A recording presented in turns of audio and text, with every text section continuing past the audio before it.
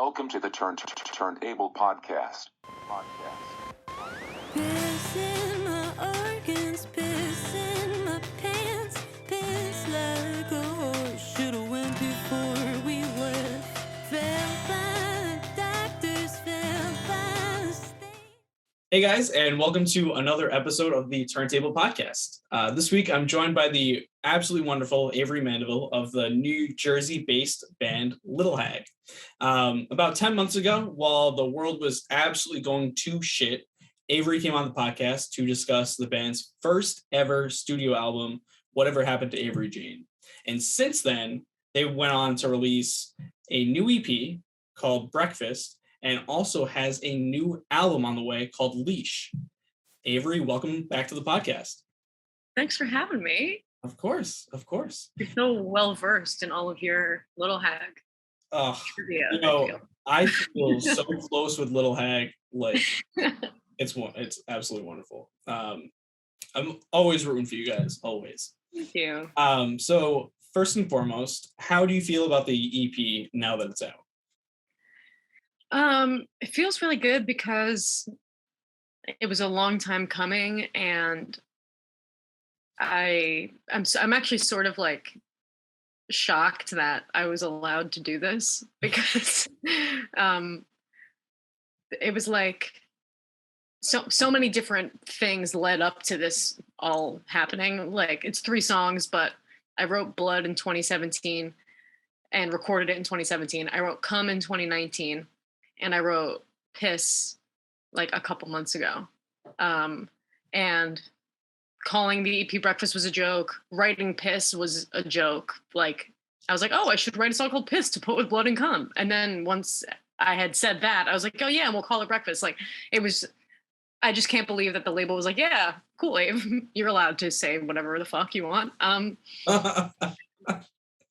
So yeah, I'm stoked that. So for those listening, what made you want to call the EP Breakfast? I mean, these 3 things all kind of relate to one thing, but I was expecting a 4th track to be called like Shit or something, right. Shit, Piss, Blood, Right. Well, it's funny because my friend Joe Zorzi, shout out Modern Chemistry, they're a Jersey band that are good friends of mine. Joe Zorzi said to me, why didn't you call it Drinks? And I was like, fuck, that's so much funnier. Damn, but it's too late. He said this to me like the day it came out. I was like, Drinks would have been funnier. But I just thought it was truly just a joke that I guess went too far. I don't really think that anybody else in the band thought that this was funny. Maybe Chris, who plays bass. But he's a complete fucking freak, so he's not to be trusted as it is. But I was like, yeah, what if we, called it Breakfast? I also just like that it's something misleading, sort of, and it's also, it just adds, it's just another layer to the taboo sort of, in like, I can't think of the word. The nature of the songs being so like filthy, to then call it Breakfast on top of that felt like a nice little, like something like why not, Cool. And did you feel that way about the EP artwork as well? Yeah, that the photo was taken by my boyfriend Dana Yurkison. He's got he's does so many different artistic pursuits, but he has a solo project called Dana Y and a band called Grasser. And he's a photographer and a filmmaker. He just does everything. So naturally, he's also my unpaid intern who does stuff when I need stuff. He gets paid most of the time, but can you really put a price on having someone around the clock? But yeah, so that photo, we had actually taken a similar photo. Different lighting, but same shot. It's in the bathroom of our apartment, like a year ago, less than a year ago. And when I got this haircut that I'm currently sporting, soaking wet from the shower, when I got my little blonde bob, I was like, we should recreate this picture, or maybe it was his idea, I don't remember. And he had gotten new lights, so he was like, yeah, like I can do that same photo that we took but better now with his new lighting setup. So I just, it's like this intimate moment of sitting on the toilet, but it's like still beautiful and also not realistic. Like the lighting makes it such that it's like clearly an artistic, moment, but it definitely represents all of the stuff, All of the stuff. all of the blood and cum and piss. I fucking love it. I fucking love it. Thank you. I also think it's so interesting that the first track on the EP is called Piss, and that's just like kind of just takes the cake. It just, you hit the ground running on that track and you don't let up until the end of Calm. Thank you. Until I would agree. So if it's okay with you, I thought it would be kind of cool for listeners to kind of get a track by track kind of breakdown of, and kind of verse by verse of each song on the EP, and what was in your head when you wrote it, and where you want people's heads to be when they hear it. I'm excited to do this because I just enjoy writing lyrics, and I always write very like realistic and nonfiction stuff. Everything is like too real. So yeah, let's get into it. Awesome. Cool. So the first verse in Piss is piss in my organs, piss in my pants, piss like a horse, should have went before we left. Failed by the doctors, failed by the state, failed by my body because failure's my fate. Yeah. So Piss is about this past year I have struggled with chronic pelvic pain, which I've gone through just a lot of issues with doctors that don't really seem to understand the gravity of like the pain that I'm in, and misdiagnoses, and feeling like I'm chained to the bathroom with different, it's mostly chronic UTIs is what I've come to understand is my issue. And UTIs, if you've never had one, they are like pissing needles is the feeling, and you feel like you have to pee a lot even if like you don't even have any. So from August of 2020 to March of 2021, it was just that all the time, like never ending that, which is insane. Hell on earth, pretty much. Yeah, it really is. And I know a lot of women are prone to UTIs. I have been getting them my whole life, but they would, you get medication and then they end, is sort of how it works, except for the whole community of chronic UTI havers. Shout out to the embedded UTI Facebook group, which I don't know how many people are in it, but it's definitely thousands. And it's all just people who are like, help me. And we're all talking to each other and like, hey, I have these symptoms too, coupled with this, blah, blah, blah. Did this medication work for you? And we all just like, it's like a very great community that I'm glad to have found and been a part of. But I guess I'm getting ahead of myself. So that's the story of Piss and why I wrote it. Just sort of like finding humor in something that's not really funny and totally sucks. And yeah. Well, you definitely made it funny. I was trying not to laugh a few times there for those watching the podcast, because your description of it, like pissing needles, I mean, I was thinking about it and it is kind of funny to think about, but I'm horribly painful to experience on a day-by-day basis, or even like, just having it once in a while. Like, can't even imagine even functioning normally, or like trying to function normally while doing like all the things you do, school, music, etc., while like doing all this. Just sounds intense. yeah, it was, I mean, and it's not, as much as I would love to say that it's over, it's not over. And I don't know that it ever will be over in the way that formerly I would get a UTI and then it would end. I feel like I've I've entered a point in my life where the UTI doesn't end, it just is different. Mhm. Um, so yeah, that's where we're at with that. Cool. Um, And then the refrain pops up. How can I be expected to say thank you and pretty please? There's a hand and it wants answers from the softest part of me. yeah, so that's literal. And there was one particular instance in which I went to a doctor in December of 2020.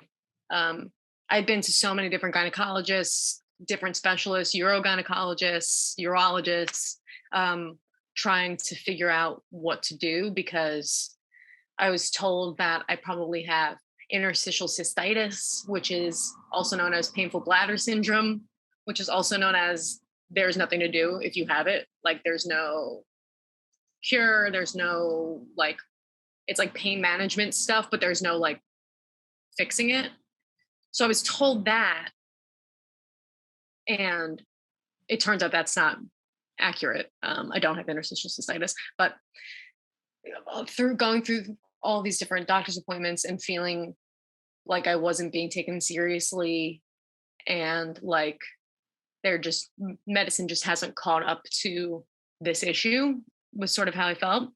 Um, and I was just seeing different doctors that were not helping me at all. And this one particular doctor was like disrespectful and really like made me feel as though there's nothing really wrong with me. So like, why are you complaining? Like, you're fine, your test results are fine, so everything's fine. So get over it, more or less. And the hand that wants to stop as part of me wants answers is literally just like the hand of the gynecologist looking around. Yeah. Oh my God, that started to get me mad. Like being told that the symptoms that you have are just like not there or like not Right. taking you seriously when you're seeking help from them and stuff like that. Oh, it just goes right under my skin. And this is like everybody's experience that's in this Facebook group that I'm a part of, because chronic UTIs are not, in order to treat them in most cases, you need long-term antibiotics, like months and months of a low dose of an antibiotic. And when you have UTIs, they're treated with 3 days a week, 2 weeks tops of medication. So in order to get a doctor that will treat you for an embedded UTI, the women in this group are flying to, there's a doctor in Louisiana who does it. There's a doctor in London who will like treat you for this issue, but not even in New York. Like there's nobody, I haven't been able to find a doctor around here who will take that approach. And I guess, sorry, I'm getting very specific into this. It's just like, this has been my life for a while. So No, please continue. I mean, this is God damn, like holy shit. yeah, just like, and with any gynecological issue, pelvic region issue, there's not a lot of treatment options for these issues, and there's not a lot of like readily available knowledge. Like I'll ask a doctor something and they'll be like, oh, I don't know, or I'm not sure, which doesn't really feel like acceptable to me. You're the doctor, so you're supposed to know stuff. So yeah, and it's more than just this past year that I've experienced that sort of, because to varying degrees I've dealt with chronic pelvic pain, be it bladder or uterus or vaginal stuff. So like I'm not new to this whole song and dance, but having to like really face it it feels like making a joke out of it was the only thing I could do. Sort of. There was just so much shit that happened. Like I was so used to peeing in cups because they got to test your urine. So I'm just peeing in cups like all the fucking time. And at one point I'm waiting for my urine culture results to see if I have to take more antibiotics. And I'm calling the gyno and they're like, oh, the results aren't in. And I'm like, okay. And then it was like 2 weeks had gone by and I was like, okay, well, I need this medication. So like, what's up? And they're like, oh, your urine sample, it didn't get tested. We actually threw it out. Somebody didn't label the cup, so when it got sent to the lab, they didn't know what test to run because the cup didn't get labeled. And so you can come back and leave another sample. And I was like, you've got to be fucking kidding me. A cup of my pee was just like floating around. Somebody looked at it and was like, I don't know what to do with this, I guess. And this is what the doctors are like doing. And this is what's going on. And it was just like, it's funny because it's so fucking stupid. And like, I need help and my pee is just being like thrown out. I need you to test it. So That's fucking wild. That's absolutely wild. yeah, it feels good to just like be open about it because, well, the song is so abrasive. It's not like I'm trying to fucking hide anything, but it is nice to explain myself. Definitely to air it out a little bit. Yeah. Oh my God, Jesus. Well, I am so sorry that you've been going through this hell. Like, oh my God. Yeah, whole thing. Anyway, so the chorus to the song, my toxic holes are the horror of man. Doctors are too scared to shake my hand. The world is my toilet, which is my favorite lyric in the song. The world is my cage. The joke's on the people who said I was brave. How can you be content with knowing I'll never be all right? There's a hand feeling nothing when I feel like I want to die. Nice. Yeah. Yeah. I just thought that was funny. Like, I made a joke at some point, I think, to the band. I think I tweeted about it. I was just like, I have toxic holes. Because it just feels like, am I a creature? Like, am I an alien? Why is it so difficult to figure out what's up? I can't be the first person who's had this issue. I can't be the only one. Like, I just felt like very othered by the experience. Doctors are too scared to shake my hand was like, doctors hate her. Find out her one secret. You know, like when you get those ads on, you know what I'm talking about? When you get those like random ads on websites, ads where like, yeah. Those wicked like, sus ads. Yeah. Oh, that's where that kind of came from. Yeah. And how can you be content with knowing I'll never be all right is like to the doctors, because I've spent a lot of time just not getting helped. Ugh. Yeah. A lot of money spent, I'm sure. Because I mean Yeah. A lot of these specialists don't take my shitty insurance. I've been doing pelvic floor physical therapy since March, which is expensive and is not covered by insurance. Yeah, it's just like Jesus. Go America. yeah. Verse 2 comes at us with my Achilles bladder, my Achilles clit, which is funny. I sit with my pain because pain is my bitch. Pissing tomorrow, pissing today. If this thing kills me, won't you piss on my grave? Yeah. Just based off of what you've explained so far, I think that's pretty self-explanatory.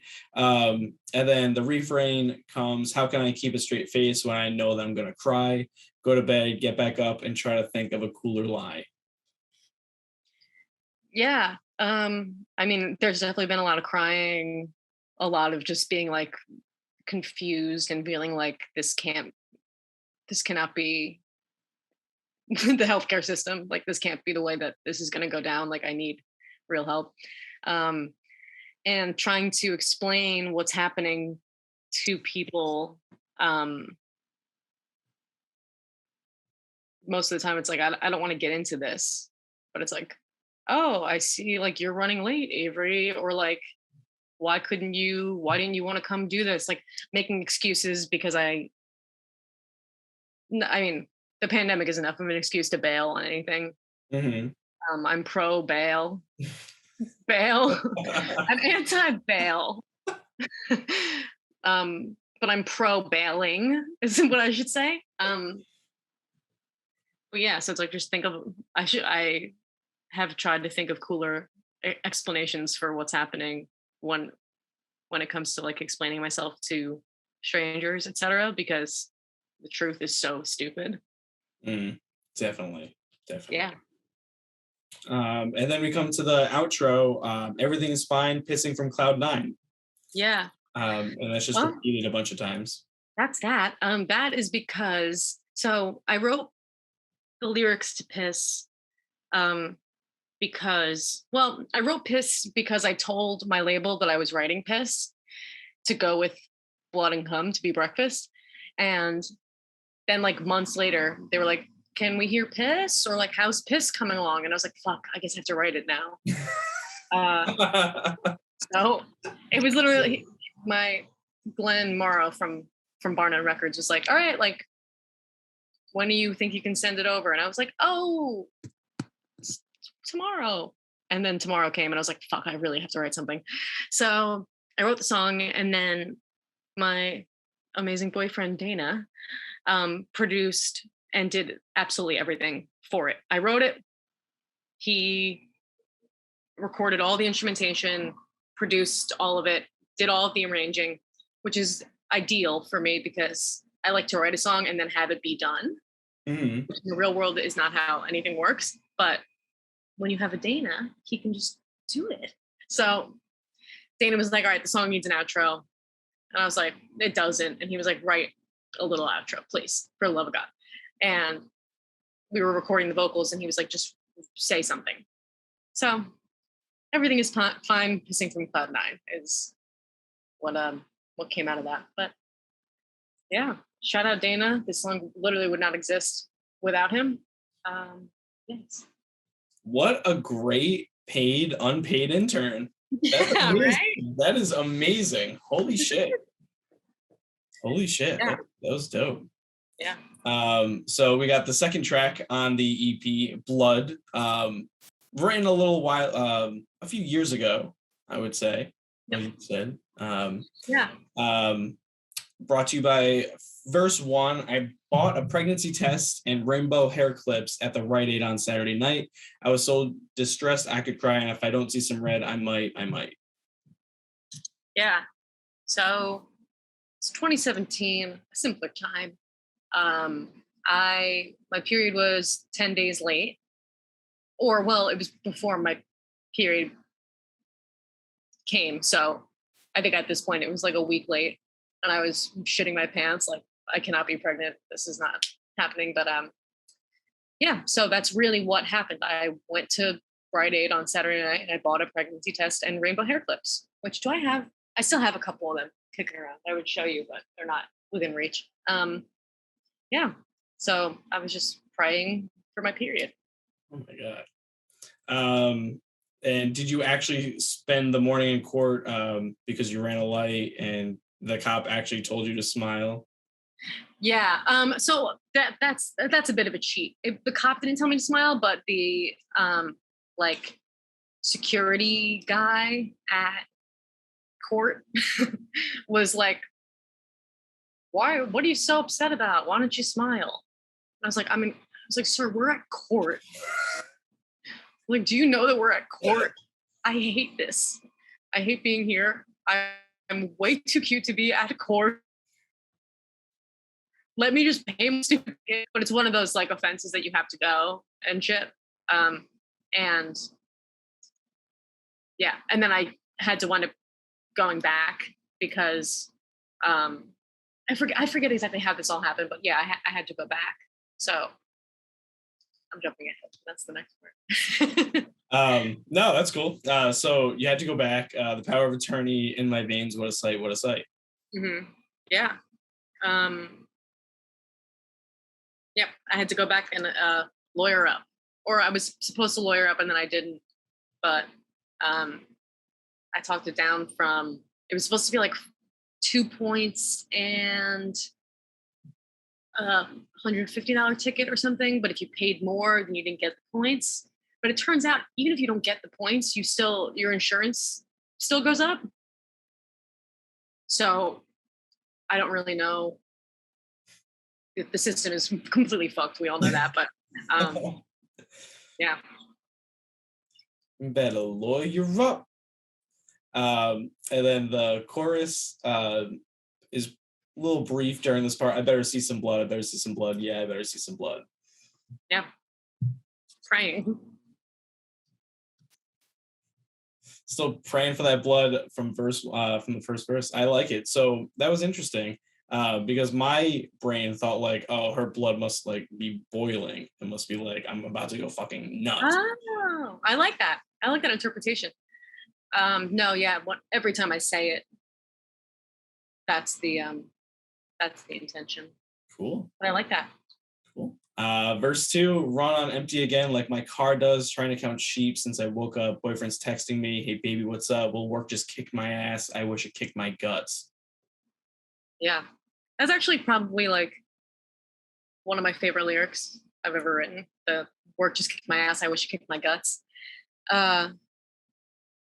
Yeah, at the time I was working at a diner in Red Bank, New Jersey, and just like trudging on. The guy I was dating at the time was like, hey, how are you? Which like is a nice and normal thing to say. But I was just like, fuck the world was my vibe. And whenever we do it live, there's been a lot of different live versions of that line. But usually I'll be like, some dude's texting me, and then my keyboard player Noah or somebody else in the band will be like saying the guy part, hey baby, what's up? Which is a fun live moan. Oh, awesome. That's so cool. It sounds really fun too. And then it goes the chorus where you're praying once again, I better see some blood. Yeah, I better see some blood. I better see some blood. And then the outro comes. I might take a selfie in the mirror tonight if my hair looks good, if my outfit's tight, but this one thing's gonna kill this one thing's gonna kill the vibes. I might hit someone just to see some blood. Yeah. I guess it's like medium self-explanatory in the context of everything else, but yeah, trying to go out and hang, but not feeling really cool or down, but trying to fake it.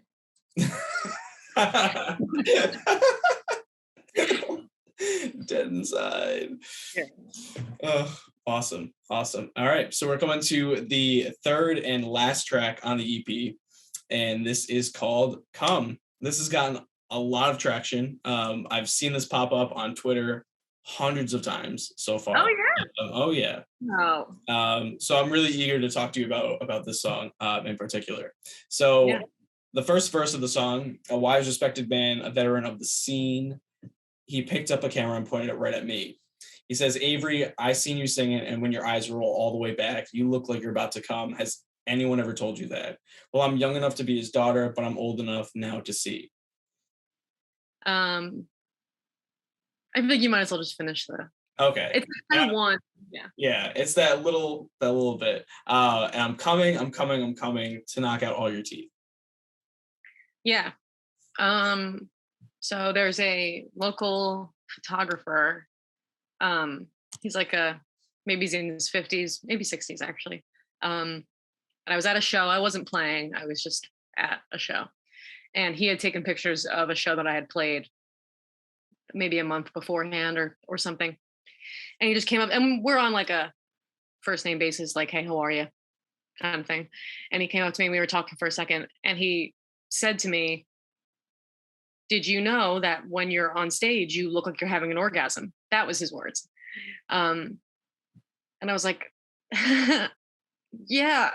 Because I was like, How do you even react to that?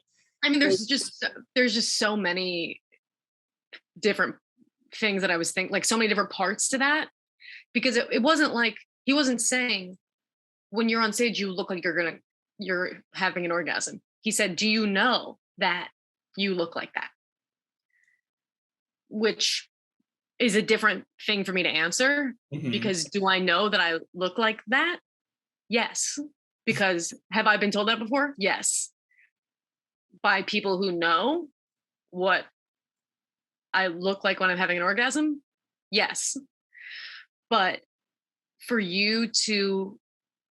this, random dude to like be assuming that that's what I look like, or to make this statement is so left field. Like, why are you thinking about me having an orgasm? Why are you thinking about this? Like, why is this at all on your radar? Why did you look at me and think that? And then why did you say it to me in a way that suggests that you must know about this? Like, which is true. I did know this, but it was just so jarring. Yeah, definitely. And it's like no tea, no shade. I'm not even mad about this. Like, it was just sort of like a casual sexism thing that happens. Like, shit like this happens all the time, and it's not like he's a fine guy. I'm not even pissed. It was just more like insane to me that like this was a thought that went into words and became a sentence. Jesus fucking Christ. I mean, what did you do immediately afterwards? Did you just like, you're like, thanks, man, and just like walk away? Or? Yeah, I was just like, yeah, I know. Good one. But he also like, he'll just like comment on people's shit on Facebook and be like, you really looked good. Like, I'm butchering it. I've just seen him comment like weird shit on other like female artists' photos of them. And I'm like, yeah, this is so jives. Like, this makes, yeah, I've experienced this too. But yeah, more than anything, it was just sort of a funny little situation. Yeah. What a fucking creep. Yeah, and he's like very much, everyone loves him. Like, everyone sees him out and is like, oh, hey, like he's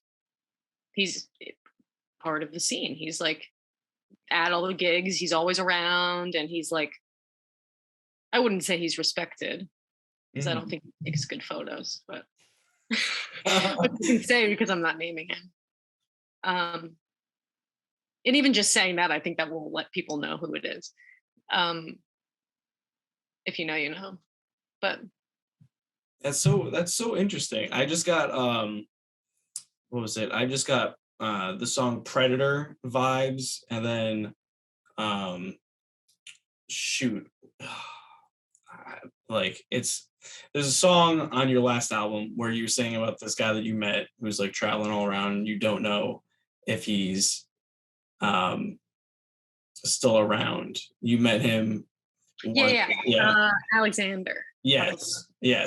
Yep. So I just got like hella those two song vibes just off of like your explanation. Just how like real it was. Just ugh. Yeah, I mean, I clearly like joking about shit. Clearly how I process my stuff. But yeah, this is just like one of those things that people say weird shit all the time. People be saying weird shit since the dawn of time. Like, oh, a girl in a wearing a girl's outfit, let's say something. Gotta have my little comment. But I think this is evocative of other, creepy shithead things that happen that we just brush off. It's just like, it's like if I was to carry this with me, I would lose my mind. So instead, I'm just gonna joke about knocking at your teeth because it makes me feel good. Oh, I mean, by all means, knock out all these fucking creepazoids' teeth. Like, damn. And then you come with "That's Right," oh la di da di da, or la di da da da da da. Yeah, make sure you get it right. It's la di da da da da da. Okay. Yeah, I'm sorry. It's Don't fuck that one up. It's really important. I spent a lot of time on these lyrics. They're very meaningful. Yeah, la di da da da da. Oh, la di da di da di da. La da di da da da da. Yeah, that's the little like Piano Man sing along section. I just like that idea of like, you know, we're at the pub and we're clinking glasses and beer is pouring and we're having like camaraderie over this. You know, this is the thing that we're all like, you know, being men about and clinking our beers and shit. You know. Oh my god! Well, like a Piano Man, you know. That's so cool. That's so cool. That's also hilarious. That explains the bridge. Hit it, Fern. Oh baby, that's the guitar. Like when he's playing the guitar solo and shit. That song fucking rules. Oh yeah, I'm coming. Knock out all your teeth is what you end the song with. Just basically restating the fact that Avery's gonna fucking knock him out. Yeah. You gotta. Oh, that's so cool. So last two questions. So earlier this year, late last year, I want to say, you guys put out a few recordings of a few different songs live on vinyl, Tetris and others. Do you intend to do the same thing for this EP? Or do you think that this EP is just going to be digital format only? Yeah, the EP is just going to be digital. We're doing vinyl for the album, which I'm excited about. But yeah, the vinyl that we did, it's a really cool program, I guess, that this company does. They're called Least of All, and Leesta, Leesta, yeah, Leesta space Vol, VALL. Least of All does direct to vinyl recordings.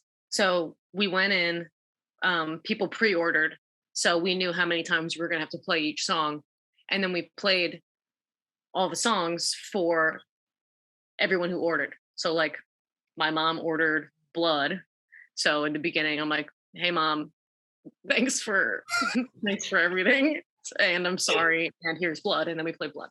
So it was really cool to do like little personal things for people. I ordered one because a friend of mine's band, Have a Good Season, they also did a Least of All session, so I ordered one from them. And it's just it's a cool thing because you have a one of a kind item, and it's recorded directly to the vinyl, so just that take is forever on only that one record. I don't know if we're gonna do it. I mean, I kind of want to do it again. It was sort of exhausting, but it was fun.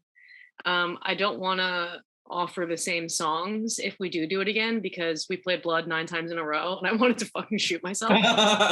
There's a screenshot from like they did a live stream of it too, and it had subtitles.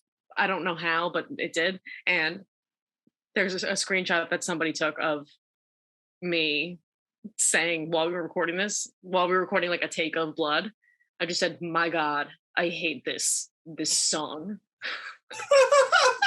Because I was just like, I can't play Blood again. I've been playing Blood since the day I was fucking born. Oh my God. Yeah. So maybe.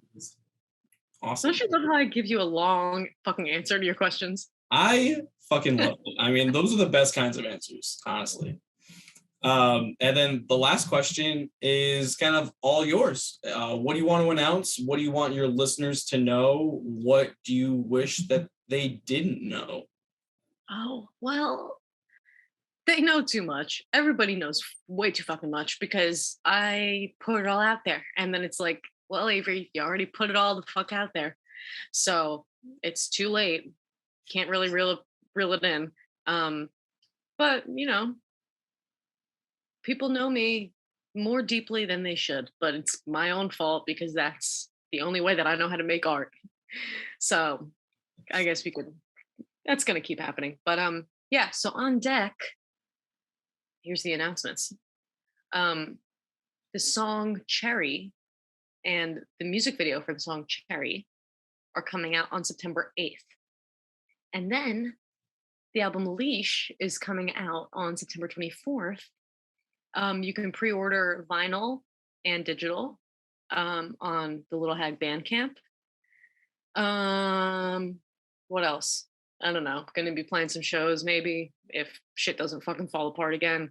To be honest with you, I don't think shows are going to be remaining happening. I don't know. But yeah, I guess check my website for that stuff, littlehag.com. Actually, just go to my Instagram. I update it more. And yeah, I guess listen to my album. If you want to upset your parents or anybody at all, then you can play them the Breakfast EP. Awesome. Lovely. Absolutely lovely. Excellent. Well, Avery, it was excellent to have you back. Hopefully I will see you in the future when Leash comes out in September to talk about that album and everything it took to put it out.